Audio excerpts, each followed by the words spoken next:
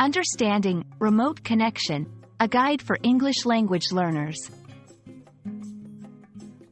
Hello, everyone. Today, we're going to explore a very interesting and increasingly relevant phrase in the English language: remote connection.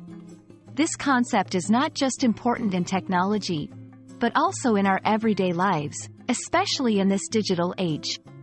So, let's dive in and understand what remote connection really means and how it's used in different contexts. First, let's break down the phrase into its two parts: remote and connection. Remote typically means something that is far away or not physically present. On the other hand, connection refers to a link or a relationship between two or more entities. When combined, remote connection generally means a link or relationship where the parties or elements involved are not physically close to each other.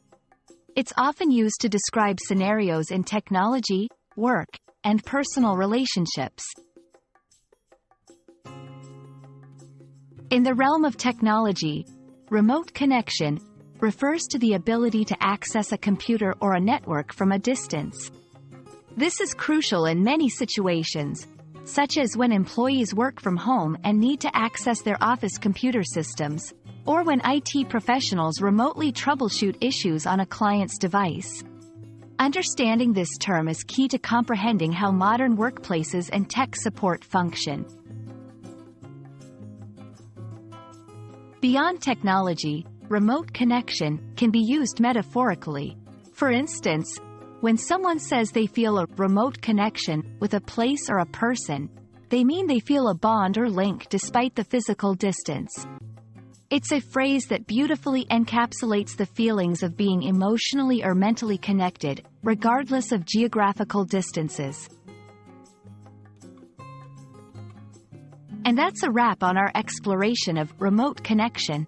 Remember, this phrase is a wonderful example of how English evolves with technology and culture. It's not just a technical term.